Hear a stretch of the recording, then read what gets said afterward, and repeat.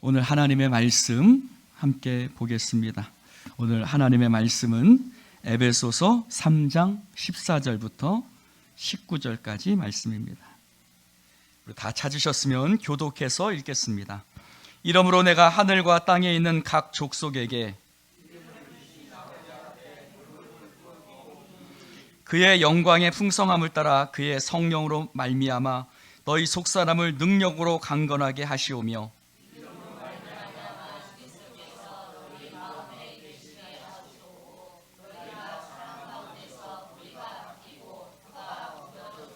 능히 모든 성도와 함께 지식에 넘치는 그리스도의 사랑을 알고 그 너비와 길이와 높이와 깊이가 어떠함을 깨달아 하나님의 모든 충만하신 것으로 너희에게 충만하게 하시기를 구하노라. 아멘. 할렐루야. 한 해 동안 지켜주신 모든 것이 하나님의 은혜였고 또 오늘 이렇게 또 함께 예배드릴 수 있는 것이 하나님의 은혜의 발걸음인 줄로 믿습니다. 오늘 귀한 목사님 모셨습니다. 여수 성동교회, 저 여서동인가요? 그게 문수동인가요? 거기 네, 문수초등학교 앞에 있죠.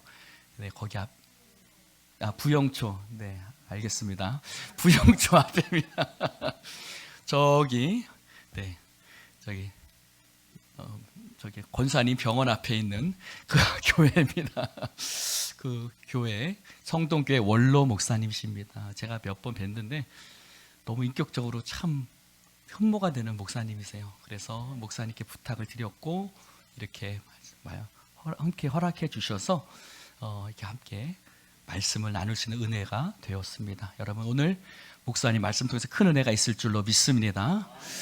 오늘 목사님 나오셔서 말씀 증거해 주실 때 구함과 누림의 은혜 이와 같은 제목으로 은혜 말씀 증거해 주실 텐데 우리 함께 박수로 맞이하겠습니다.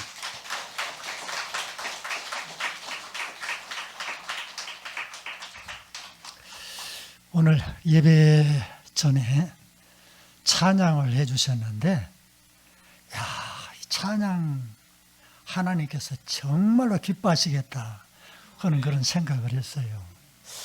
교인은 한 50명 모인 것 같은데 500명 모여가지고서 찬양한 것보다도 더 뜨겁고 크게 찬양하는 여러분들의 찬양 하나님께서 정말 기뻐하실 줄 믿습니다. 놀랍습니다. 역사적으로 유명한 사람은 키가 작다고 그래요. 그래요. 사실 그래요. 네. 근데 우리 박정호 목사님 보니까는 키가 크질 않아. 이 양반 진짜 멋있는 양반이에요. 저는 사실 처음 본 사람이거든요. 박정호 목사님 이름도 모르고 구 영락교회 예배당에서 모여서 예배드린다는 교회가 원두막교회라는 소리 들었어요. 그건 들었는데 목사님은 본 일이 없어요. 그런데 이 양반이 저를 아는 모양이에요. 설교를 부탁을 하시는데 주일 낮 예배를 설교해 달라고. 웬일이야? 주일 낮 예배는 다 담임 목사님이 하시는 거거든요. 그리고 외부 목사님 모실 때는 그 외의 시간, 주일 오후나 밤 그때 모시거든. 제가 목사가 되고서 다른 교회에서 예배 드리는 것은 설교한 것은 오늘이 세 번째예요. 한 번은 미국 가가지고서 설교해달라고 그래서 주일 설교를 한 일이 있고요. 또 한 번은 은퇴를 하고 제가 17년도에 은퇴를 했거든요. 17년 10월 달에 은퇴했는데 18년 1월 1일 첫 주일에 설교해달라고 하는 분이 계셨어요. 은퇴하고 이제 막 한 달 남짓 됐는데 왜 1월 첫 주일 설교해달라고 그러냐. 목사님한테 물으니까 기도원에 좀 다녀오랍니다. 교회에 좀 문제가 있었던 모양이에요. 그러니까 목사님 시끌시끌했던가 기도원에 가고 1월 첫 주일날 기도원에 가겠다고 하면서 설교해달라고 그래요. 그리고 오늘 세 번째입니다. 이해가 도저히 안 되는 거예요.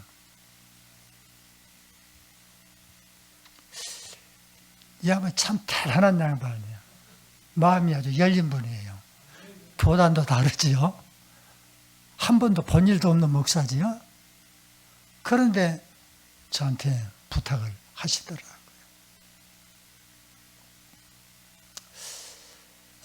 어제 지난주일에 순천에 어떤 노인 가수 한 분이 오셔서 간증과 찬양 집회를 어느 교회에서 했어요. 그런데 그분의 간증입니다. 자기가 중학교 2학년 때에 전체 2학년 학생이 450명이었는데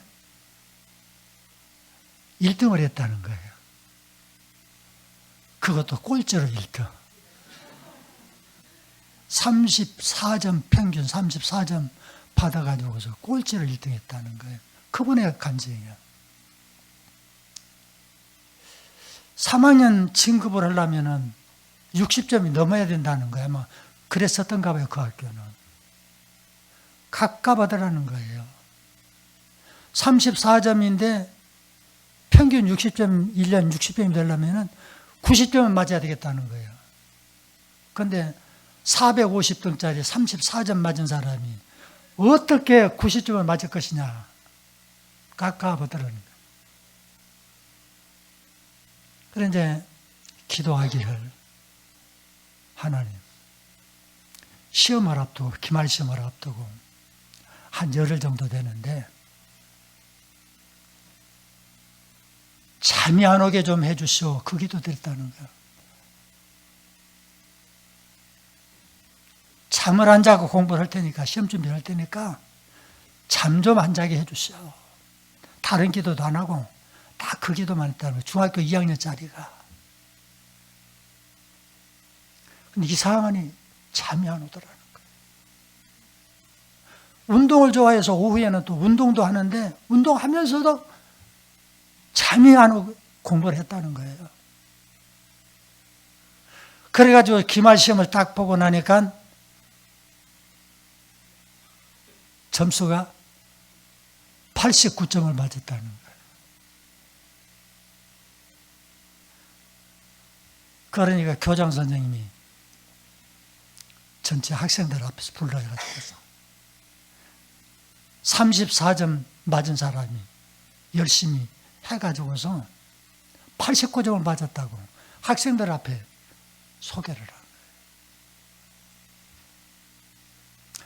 중학교 2학년짜리가 무슨 기도가 무엇인지를 얼마나 알았겠으며 하나님이 기뻐하시는 기도가 무엇인지를 알았겠습니까? 절박한 상황 속에서 단순히 열심히 공부할 테니까 잠 안 오게 해주세요. 그러고서 했는데 89점을 맞았다는 거예요. 그 가수가 누구냐? 지금 80살 먹은 가수예요. 홀로 아리랑을 부르신, 혹시 알아요? 서유석 집사. 지난주에 순천에 와서 간증하면서 그런 말씀을 하셨어요. 왜 이런 얘기하느냐? 우리가 신앙생활 하면서 아주 중요한 요소 가운데 하나가 기도입니다.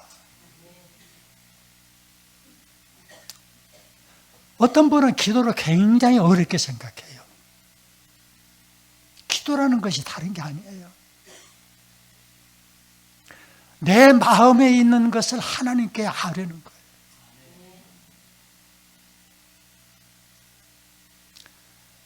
내 뜻을 하나님께 전달하는 거예요. 아이가 세상에 출생합니다. 말할 줄 모릅니다. 배가 고파도 엄마 배고파 말 안 합니다. 못 합니다. 몸이 아파도 엄마 나 몸이 아파. 병원에 데려다 줘. 안 합니다. 똥오줌을 싸고도 엄마 나 쉬했어? 똥 쌌어? 말 안 합니다. 어린아이는 딱 자기 의사표시하는 게 하나 있습니다. 그게 뭘까요? 우는 겁니다. 울기만 하면은 엄마는 기가 막히게도 이 아이가 무엇 때문에 우는지를 알아요. 엄마 되신 분들 알지요? 아기 키우면서 아기가 울면은 이놈이 배가 고파서 우는 건지 몸이 불편해서 우는 건지 똥오줌 싸서 우는 건지 알아요? 몰라요? 알아요. 이 아이의 의사표시는, 이 아이의 요청은 우는 것 딱 한 가지. 그래도 엄마는 다 알아서 배가 고파서 우는구나. 젖먹입니다. 오줌 쌌구나 똥 쌌구나 알고선 기저귀 갈아줍니다. 이게 엄마의 마음. 엄마는 아이를 알아요. 우리가 하나님 앞에 기도할 때 어떤 사람은, 어떤 분은 청산유수처럼 기도를 잘해요. 나는 그렇게 못해. 저분은 왜 저렇게 기도를 잘할까? 그게 잘하는 기도가 아니에요. 내가 몇 마디 하는 것이 못하는 기도가 아니에요. 이 아이가 점점 장성함에 따라서 기도하는 수준이 달라집니다. 말하는 수준이 달라집니다. 자기 요구사항을 얘기를 하는데 점점 달라집니다. 어렸을 때는 자기밖에 몰라. 그래서 내가 배고프면, 내가 아프면 나밖에 몰라요. 그런데 점점 커감에 따라서 엄마 아빠가 고생하시는 거라도 알고 말이에요. 형제지간에 내 몫이 어느 정도 되는 것도 알고요. 그러잖아요. 아기 때는 집만 알아. 그런데 커가면서 언니도 있고 누나도 있고 오빠도 있고 동생도 있고. 옛날에 어렸을 때 시골에서 이제 우리 오남매인데 이 자식들이 둘러앉아서 엄마가 양푼에다가 밥 비벼가지고서 주시면은 내가 어느 정도 먹어야 할지 몫을 알아요. 커가면서 그렇게 되는 거예요. 그러다가 점점 나이 들고 이제 장성해서 어른이 되고 그러면 나이 많으신 부모님들 어떻게 돌봐야 될까? 부모님에게 필요한 게 뭔가? 그것도 점점 알게 돼요. 그래 철이든 자식은 어머니 아버지가 잔소리해도 잔소리한다고 말하지 않습니다. 철이 없는 자식이 엄마 아빠한테 늙으면 가만히 드리는 밥이나 잡숫고 드리면 옷이나 입고 계시지 뭔 말이 그렇게 많소. 뭔 말을 또 오고 그럽니까? 그러나 철이 있는 자식은 그러합니다. 엄마가 늙으신 부모님이 잔소리 또 오고 해도 그대로 받아들여요. 왜? 나도 늙으면 그렇게 될 것이거든. 나도 늙으면 그렇게 돼야. 그래서 사람이 커가면 하는 일이 다르고 요구사항이 다르고 생각이 다르고 그러는 거예요. 신앙생활도 하다가 보면 기도는 이렇게 해야 되겠구나. 이런 기도하면 안 되겠구나. 그것도 알아요.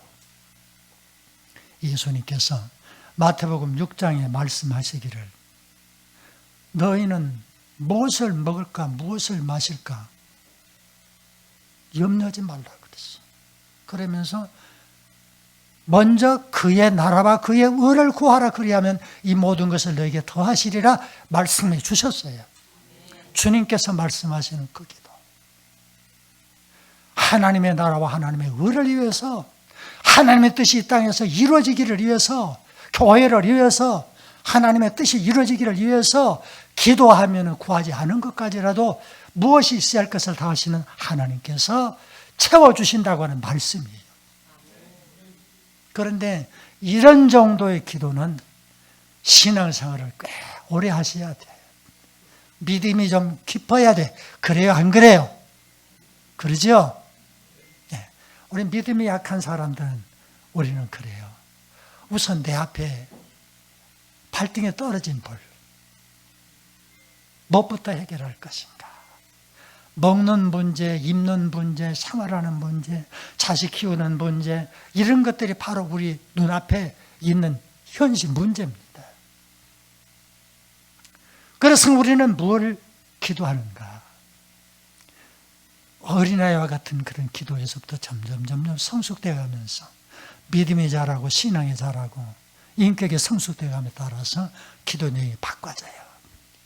그런데 오늘 본문 말씀, 함께 읽은 본문 말씀, 에베소서 3장 14절에서 19절 말씀은 바울 사도라고 하는 분이 에베소 교인들을 위해서 기도하면서 드리는 기도 내용입니다.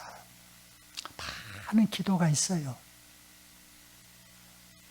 그런데 바울 사도가 에베소 교인들을 위해서 드리는 그 기도의 내용을 가지고서 오늘 말씀을 좀 드리려고 합니다. 나이가 많아지면 말이 많아진다 그랬어요. 그래서 제가 설교를 언제 끝내는지 몰라요.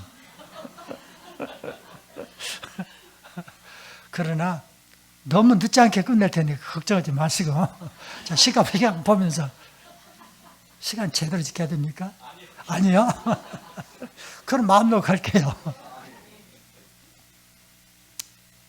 바울 사도가 에베소 교인들을 위해서 기도하는데 정말 중요한 기도를 했어요. 오늘 이 기도의 말씀을, 본문 말씀을 드리면서 우리가 평생 지금부터 하나님께서 우리 영혼 부르시는 그날까지 계속해서 기도해야 하고 계속해서 날마다 응답받으면서 살아가는 그런 기도입니다. 그래서 오늘 구함과 누림의 은혜라고 제목을 주셨는데 제가 사실 목사님한테 제목을 드리기는 그 앞에 거 빼버린 것 같아. 이어지는 구함과 누림의 은혜라고 했어요. 이어지는 구함과 누림의 은혜. 근데 이어지는 빼버렸어. 이어지는 보태가지고서 이어지는 계속해서 그냥 구함과 누림의 은혜보다는 이어지는 구함과 누림의 은혜. 날마다 기도해야 하고 날마다 그 기도 내용이 응답되어지는 가운데에 살아가는 언제까지 하나님이 내 영혼 부르시는 날까지 계속해서 드려야 할 그 기도를 바울 사도는 했던 거예요. 그럼 바울 사도가 어떤 기도를 했는가 기도 내용을 한번 보십시다. 17절 말씀입니다. 17절에 뭐라 그랬습니까?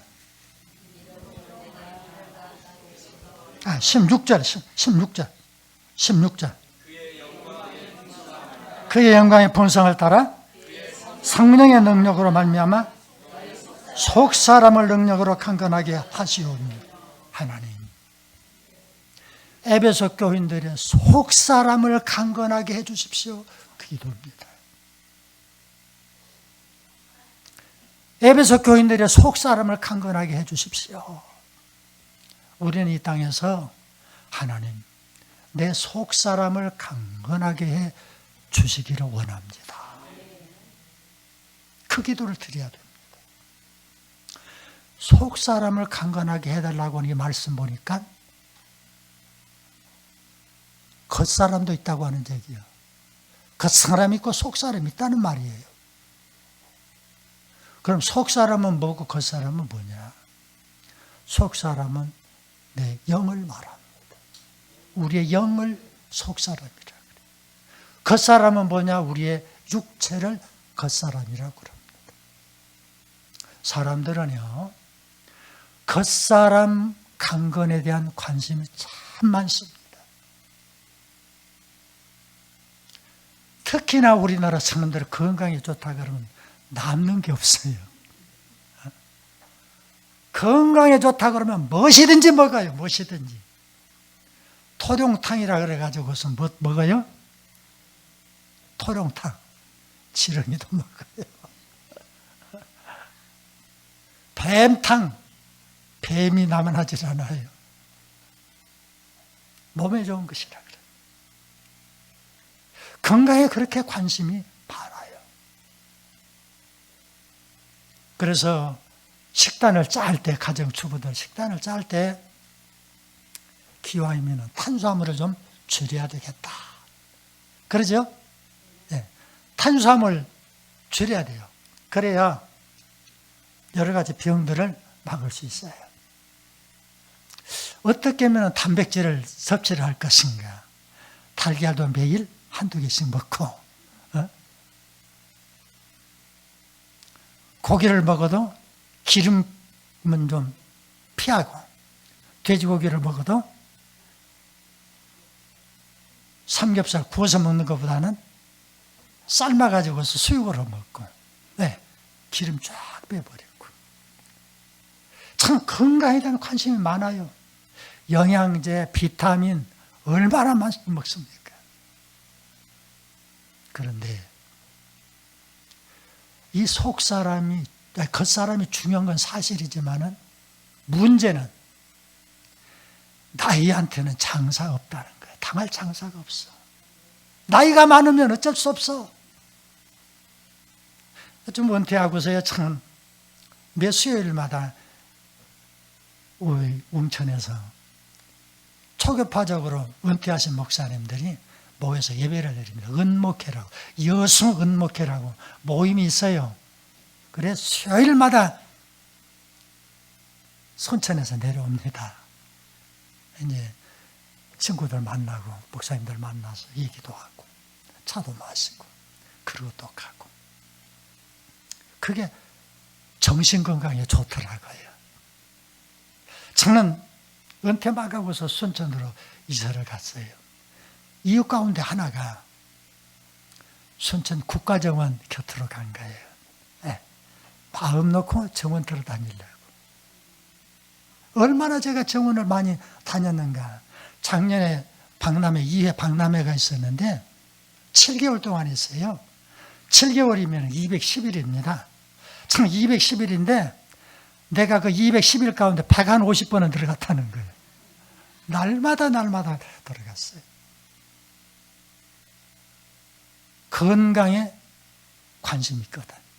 그런데요, 보니까 80대 중반쯤 되는 목사님들 보니까는 엊그제까지 그렇게 건강하시더니 이제는 건강치 못하더라고요. 어디 야유회를 가고 그러면 좋아져요. 그런데 가가지고서요, 버스에 딱 내려놓으면 바로 그 근처에서 그냥 쉬고 걷지를 않아. 왜? 그럴 수가 없는 거예요. 나이가 드니까. 바로 속사람, 겉사람이라는 거 그런 거예요. 아무리 건강관리를 해도 나이한테는 못 당해요. 결국에 겉사람은 그렇게 해서 점점 쇠약해지는 겁니다. 100년 살기 어려우니 겉사람을 위해서 얼마나 우리가 애를 씁니까? 얼마나 돈을 많이 썼습니까? 그래도 100살 살기 어렵습니다. 목사님 가운데 지금 제일 장수하신 분 100살 넘으면 뭐 간혹 있어요. 연세대학교 김영석 교수님 104살, 105살 돼갑니다. 그런 분 정말 드물어요. 100년 살지 못하는 이 겉사람을 위해서 이토록 힘쓰고 애쓰는데 속사람을 위해서는 얼마나 우리가 힘쓸까. 심지어 이 세상에는 속사람이 있는지 없는지조차도 모르는 사람이 얼마나 많습니까? 우리 예수님 믿는 사람들은, 하나님의 자녀들은 속사람이 있는 것을 압니다. 바울 사도는 에베소 교인들의 속사람이 강건하게 해달라고 하나님께 기도한 거예요. 네. 여러분의 속사람을 강건하도록 기도하시기 바랍니다. 그 사람은 내가 힘쓰고 애쓰고 노력해서 어느 정도 건강을 유지할 수는 있어요. 그러나 속사람 내가 노력해가지고서 강건하게 할 수가 없습니다. 그럼 어떻게 하느냐? 오늘 본문 말씀 보니까 16절 말씀 보니까 성령의 능력으로, 하나님의 영의 능력으로 내 속 사람을 강건하게 해달라.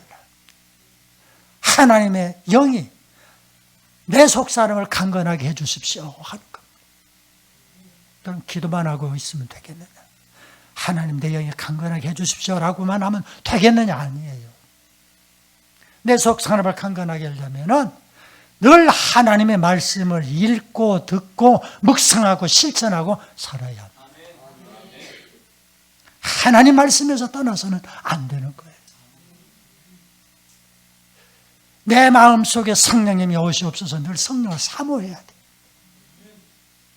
예수님께서 승천하시기 직전에 제자들에게 말씀하셨어요. 사도행전 1장 4절에 보면은 예루살렘을 떠나지 말고 아버지께서 너에게 주심하고 약속하신 것을 기다리라고 했어요. 그것이 뭡니까? 그게 성령이에요.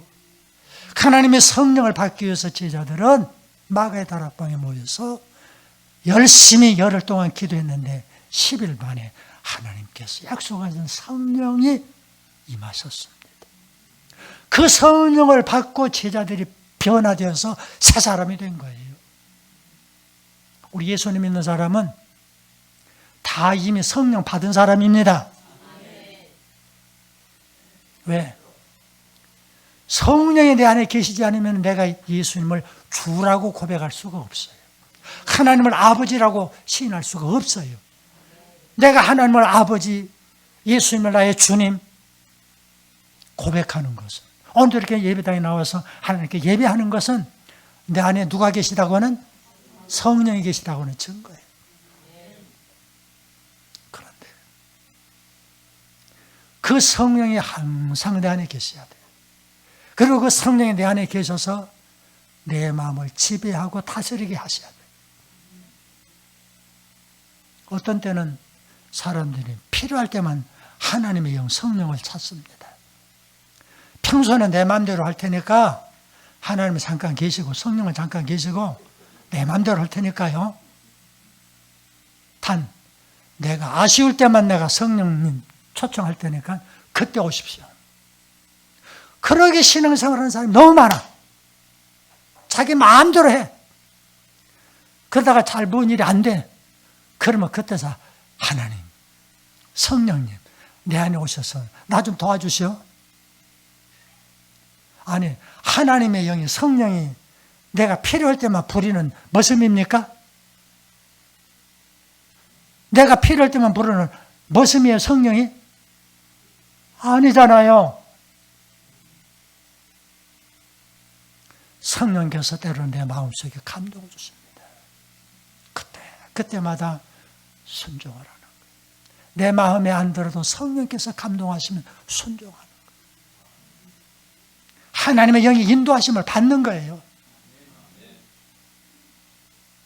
그럴 때 성령이 내 안에 계셔요.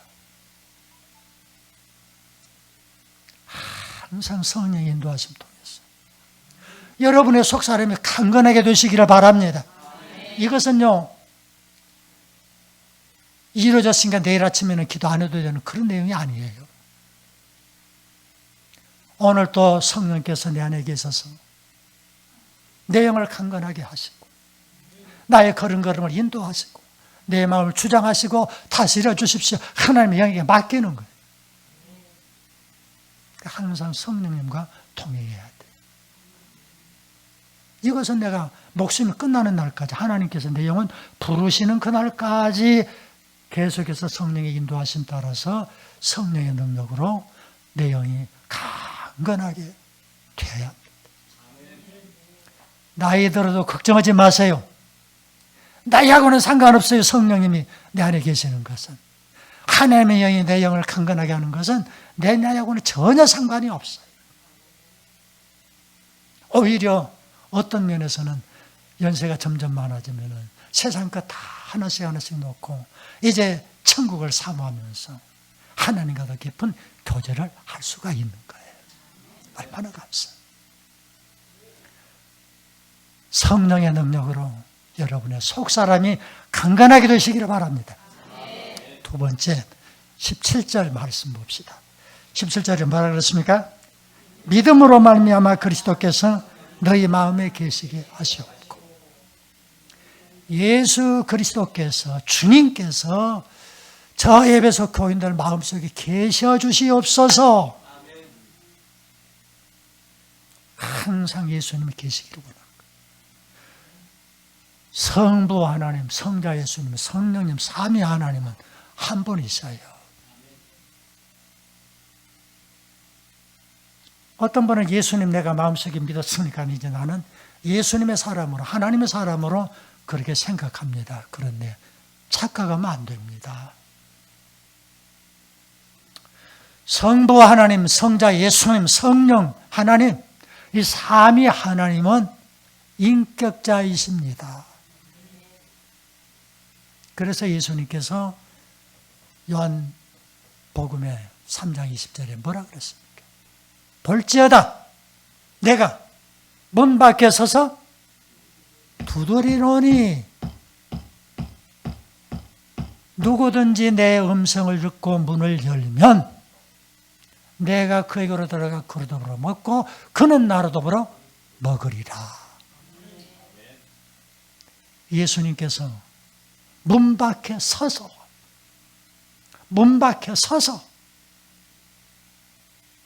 문을 두드리십니다. 왜 예수님께서 문을 두드리고 계십니까? 내 마음, 내가 문을 안 열어드려도 좀 내 문 좀 예수님은 열 수 있는 능력이 없습니까? 예수님 마음대로, 하나님 마음대로 내 마음의 문을 활짝 열어젖히고 내 안에 들어오시지.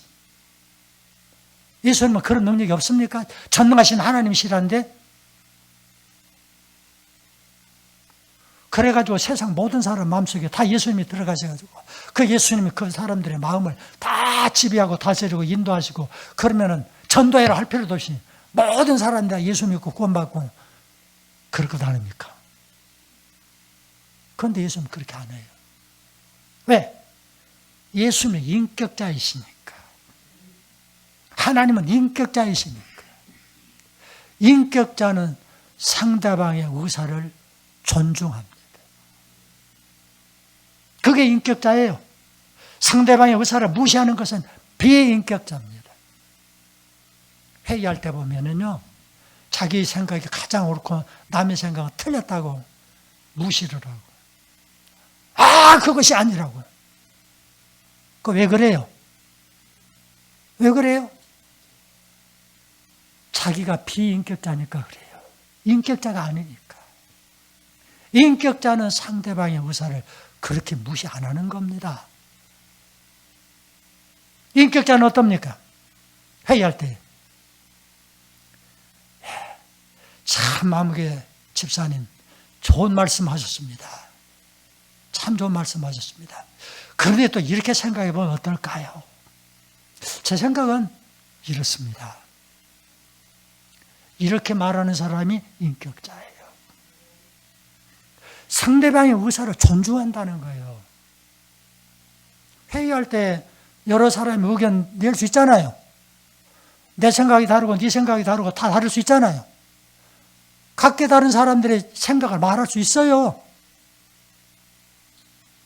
내 의견을 상대방이 존중해 주기를 바라듯이 나도 상대방의 의사를 존중해 주는 거예요. 그게 인격자예요. 그게 회의하는 사람의 올바른 자세예요. 그래서 이 사람 저 사람의 의견을 다 내놓고 토론하다가 누구 의견이 제일 좋은가? 안 모아지면 다수결로 결정하는 거예요. 다수결로 결정하면은 내 생각하고 다른 결정이 됐더라도 따르는 게 인격자예요. 나는 그걸 안 했다고. 오늘 장로님들 여러분이 그 교회 승호 당회를 하는데 당회가 끝난 다음에 재직해서 장로님이 딴소리예요. 나는 그렇게 말 안 했다고. 나는 그렇게 생각하지 않는다고. 그게 인격 장로님이에요? 아니에요. 당회에서 딱 결정을 했으면 내 의사가 틀렸어도 당회 결정이니까 존중해야 돼요. 그런데 처직해 와서 딴소리해. 나는 당회 때 그런 소리 안 했다고. 결국 인격자라는 건 상대방을 존중하는 거예요. 예수님께서도 우리를 존중해 주세요. 그래서 우리 문 밖에 서서 두드리는 거야. 예수님께서 문 열어다오, 내가 들어가고 싶다. 그래서 내가 문을 열면, 마음의 문을 열면 예수님께서 내 안에 오시는 거예요. 그럼 한 번 왔다고, 자리 잡았다고 그냥 죽쳐 앉아 계세요? 자리 좀 비켜주실까요? 그러면 예수님이 어떻게 말씀하실 거예요? 아니, 올 때는 네 허락받고 왔지만 나갈 때는 네 마음대로 안 나간다 내가. 예수님이 그러시겠어요? 그래요? 자리 좀 비켜주시오 하면은 예수님은 알았다. 그리고 자리를 비켜주세요. 내 마음속에서 나가십니다. 예수님은 인격자이기 때문에 내가 싫어하면은 안 계시는 거예요. 나가시는 거예요. 내가 좋아하고 오십시오 하면은 예수님은 들어오시는 겁니다. 예수는 삐지지도 않아요. 한 번도. 오십시오만 오시고 나가시오 나가고 그 다음에 또 오시오 그러면 또 들어오시고 그래서 또 나가시오 또 나가시오. 참 예수님은 감정도 없으신 것 같아요. 그런 면에서는. 우리가 신앙생활 한다면서 필요할 때는 예수님 내 안에 오십시오 하면서 필요치 않을 때는 나가십시오. 내 마음대로 할 테니까. 그래서 내 생각대로 말하고 내 생각대로 일을 추진합니다. 그러면서 그것이 하나님의 뜻이라고 생각합니다. 대단히 어리석은 거예요. 예수님이 항상 내 안에 계셔야 돼요.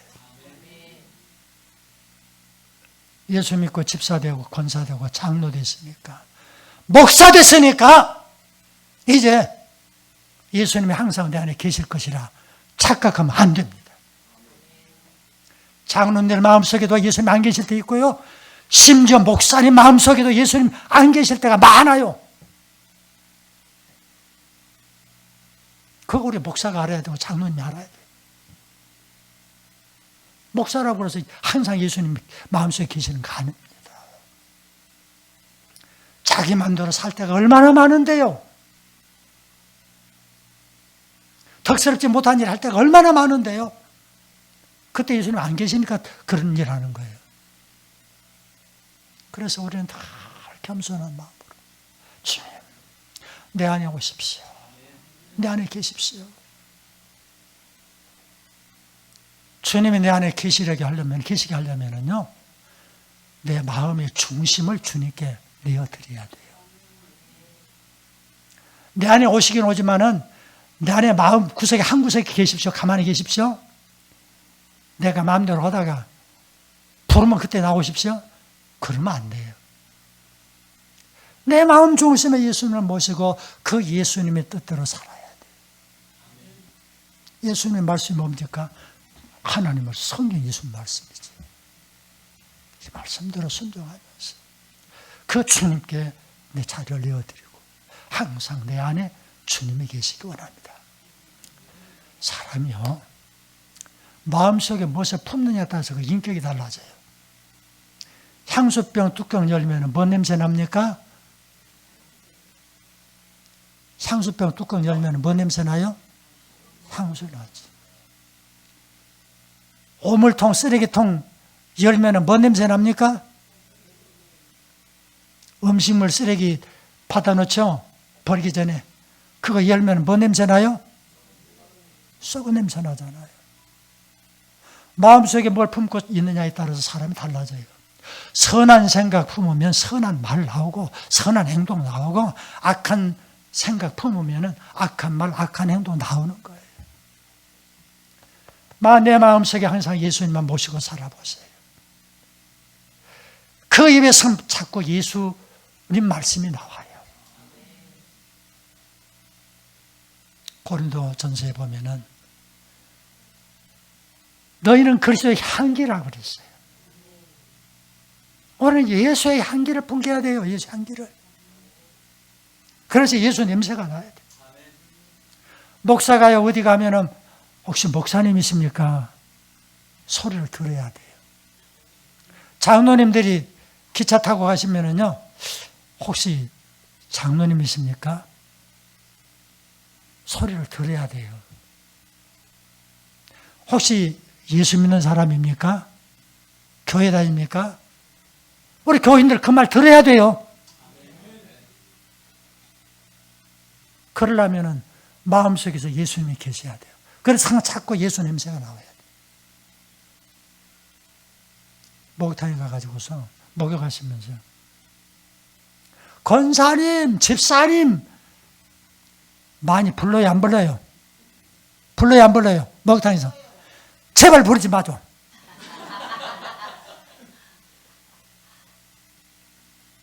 권사님 막 하면서요, 앉을게, 그것도, 대야. 그것 가지고 싸운다니까, 그거 싸워. 나는 몰라. 뭐 여자 목욕탕에 안 들어가 봤어. 근데 우리 식구가 그런 얘기 하더라고. 제발 좀 권사 소리 좀 안 했으면 좋겠다고. 집사님 소리 좀 안 했으면 좋겠다고. 그러면서 자기 거라고, 자기 자리라고 큰 소리 치고 쫓아내고 뺏고. 아니, 권사란 말을 말든지. 남이 내 자리에 앉았으면 다른 자리에 앉으면 될 거 아니에요. 남이 내 대야 쓰고 있으면 다른 대야 갖다 쓰면 될 거 아니에요. 그 목욕탕에 대야가 하나요? 어째요? 많잖아요. 남자 목욕탕에 가니까 많더만. 여자 목욕탕에는 하나밖에 없는지 모르지만. 마음속에 항상 예수님이 계셔야 돼요. 목욕탕에서도 마음속에 예수님이 계셔야 돼요. 그래야 덕이 되는 말을 하지. 목사님 자녀들, 장로님 자녀들, 중직자들 자녀들이 예수 안 믿는 사람이 많아요. 왜 그럽니까? 예배당에서만 마음속에 예수님이 계시니까 그래요. 가정에서는 예수님이 안 계셔. 일상생활 속에서는 예수님이 마음속에 안 계셔. 그러니까 예수 냄새가 안 나. 그러니까 자식들이 아버지를 못 믿는 거예요. 어머니를 못 믿는 거예요. 그런 어머니, 아버지를 보면서 예수를 안 믿어요, 자식들이. 예배당에서뿐만 아니라 예배당 밖에서도, 가정에서도, 일터에서도 예수님을 마음속에 모시고 살아야 예수 냄새가 풍기는 거예요. 그러면 세상 사람들이 그 사람 존경합니다. 예수 믿으라고 전도하지 않아도, 입으로 전도하지 않아도 예수가 있는지 없는지, 하나님이 있는지 없는지, 천국이 있는지 없는지, 지옥이 있는지 없는지는 모르지만은 나는 당신을 보니까 교회 다녀야겠어. 당신의 삶을 보니까, 당신의 모습을 보니까 예수 믿어야 되겠어. 그러면 예수 믿는다고요. 그러면 교회 온다고요. 우리 성도들, 우리 예수인 교회 성도들, 평생을 하나님이 부르시는 그날까지 마음속에 예수님 계시기를 축복합니다. 세 번째, 그러다 보니까 벌써 12시가 넘어버렸네요. 세 번째는 빨리 끝내야 되겠습니다. 세 번째, 19절 봅시다. 그 너비와 길이와 높이와 깊이가 어떠함을 깨달아 하나님의 모든 충만하신 것으로 너에게 충만하시기를 구하노라. 하나님에게 충만한 것이 예배소 교인들에게도 충만하게 해 주시옵소서 하는 기도예요. 우리도 이런 기도 드려야 돼. 하나님께 충만한 것이 내게도 충만하게 해 주시옵소서. 오늘은 충만하지만 내일은 충만 안 해도 됩니다. 그게 아니에요. 오늘 또 내일 또 모레도 1년 후에도 10년 후에도 하나님 부르시는 그날까지 하나님께 충만한 것이 내 안에 충만하게 주옵소서. 그럼 하나님께 충만한 것이 뭐겠습니까? 요한일서 4장 8절. 하나님은 사랑이심이라. 네, 하나님의 사랑이 충만합니다. 가장 대표적인 게 바로 사랑입니다. 우리 기독교 대표 대명사가 사랑 아닙니까? 하나님의 충만한 사랑. 하나님의 사랑에 충만하기 때문에 나 같은 죄인을 불러서 예수 믿게 했고 하나님의 자녀 되게 했고 나 같은 사람을 목사 되게 하고 장로 되게 하고 권사 집사 되게 한 거예요. 하나님의 사랑 때문에. 나를 구원하기 위해서 그 예수님 사랑 때문에 하늘 영광 버리시고 이 땅에 오셔서 낮고 천한 자리에 누일 곳조차도 없는 그런 마음권에 오신 예수님. 아무 죄도 없으신 그분이 나를 죄에서 구원하시기 위해서 십자가에 달려 죽으셨어요. 그 예수님의 사랑이에요. 하나님의 사랑이에요. 오늘 대림절, 대강절 첫 주일 아닙니까? 예수님 오심을 기다리는 대강절 첫 주일이에요.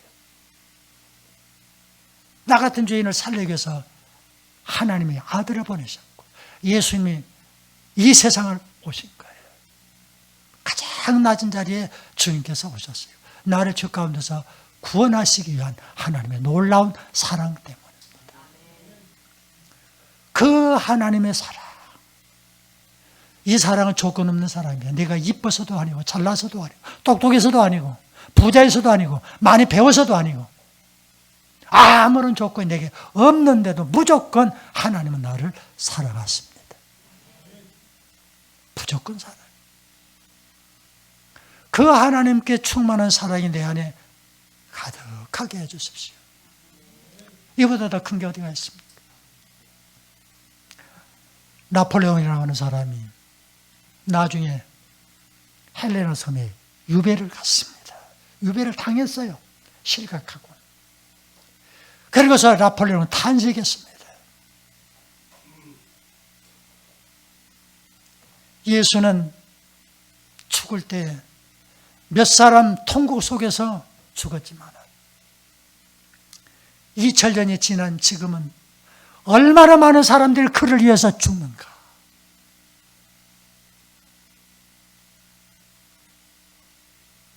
나는 칼로 세상을 다스렸지만 그는 사랑으로 세상을 다스렸기 때문이다. 그렇게 탄식을 했어요.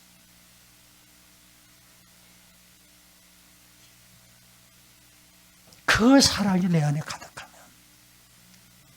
못 품을 것이 없습니다. 못 덮을 것이 없습니다. 가정에서도 남편의 마음속에 하나님께 충만한 그 사랑이 가득하면 아내의 부족한 점 다 덮을 거예요. 아내의 마음속에 그 사랑이 가득하면 남편의 부족함 다 덮을 거예요. 당신의 부족함 때문에 내가 필요한 거 아니겠소? 나의 부족함 때문에 당신이 필요하지 않은가? 그렇다면 서로 상대방의 조건을 보면서 내가 이럴 줄 알았더라면 저 인간하고 무엇을 안 했을 텐데 몰라갖고 그런 생각 안 합니다. 그래, 내가 몰랐는데 보니까 이것이 당신에게 좀 모자라구나. 내가 채워줄게. 그래서 내가 필요한 거 아닌가. 내게 부족한 거 상대방에 채워주고. 그러면 이혼할 이유가 어디가 있어요? 요즘 우리나라 황혼연이 많아진다고 그래요. 여자분들 남편 버리지 말. 쓸모없다고 버리지 말라고 제발. 눈물이 나오려고 하네. 그래서 눈물 나온 거 아니지만 상대방의 부족함을 내가 메꿔지는 그런 사랑. 이게 하나님의 사랑 아니겠어요? 자식 버리는 부모 봤습니까? 왜 안 버립니까? 사랑 때문에. 우리가 아무리 이 땅에서 망나니 같은 짓을 해도 하나님 우리 안 버리셔. 안 버려. 있는 모습 그대로 우리를 사랑하셔요. 그게 하나님의 사랑입니다. 교회 안에 사랑만 가득해 보세요. 왜 싸웁니까? 목사님, 장로님 왜 싸웁니까? 예수님의 그 사랑으로 감싸주면, 덮어주면 왜 싸웁니까? 이 교회는요, 주님이 주인 되시는 공동체입니다. 예수 그리스도가 주인이 되시는 공동체입니다. 목사도 없고 장로도 없어요. 여기는 예수님 앞에서, 하나님 앞에서 우리는 모두가 다 자녀입니다. 하나님의 자녀입니다. 형제입니다. 자매입니다. 어찌 잘났다고 못난 동생을, 좀 지혜가 모자란다고, 생각이 모자란다고 동생을 학대를 하고, 그게 어디 형제입니까? 모자라면 모자란 대로 덮어주고 감싸주고 붙잡아주는 것이, 그것이 형제 아닙니까? 우리는 다 하나님 앞에서 서로 다 능력의 차이가 있어요. 잘난 사람, 못난 사람, 똑똑한 사람, 그렇지 못한 사람, 배운 사람, 못 배운 사람, 가진 사람, 못 가진 사람. 이 모든 사람들이 모여서 예수님을 주인으로 모시는 한 가족이고 공동체예요. 우리에게는 서로 사랑만 있을 뿐입니다. 섬김만 있을 뿐입니다. 상대방 부족을 내가 채워주는 거예요. 내가 섬기는 거예요. 하나님이 우리를 섬기시고 예수님 우리를 섬겨주셨듯이 우리도 하나님 섬기고 예수님 섬기고 우리도 성도들을 섬기는 그런 사랑의 공동체. 예수님 교회가 꼭 그런 교회가 되기를 바랍니다. 그렇게 될 것 같습니다. 싹수가 참 있습니다. 오늘 예배 시작하는데 딱 보니까 그냥 입에 바른 말 아니요. 우리 박정호 목사님 칭찬하는 게 아니라 진짜 싹수가 있어요. 하나님 보시기에 기대가 되시는 그런 교회라고 믿습니다. 아무쪼록 하나님의 은혜가 여러분에게 넘치기를 바랍니다. 설교를 길게 해서 미안합니다. 기도합시다. 하나님 아버지, 바울 사도가 에베소 교인들을 위해서 간절한 기도를 드리는데 오늘 그 기도가 우리들의 기도가 되기를 소원합니다. 속 사람을 강건하게 해주옵소서. 예수님께서 항상 우리 안에 거하시옵소서.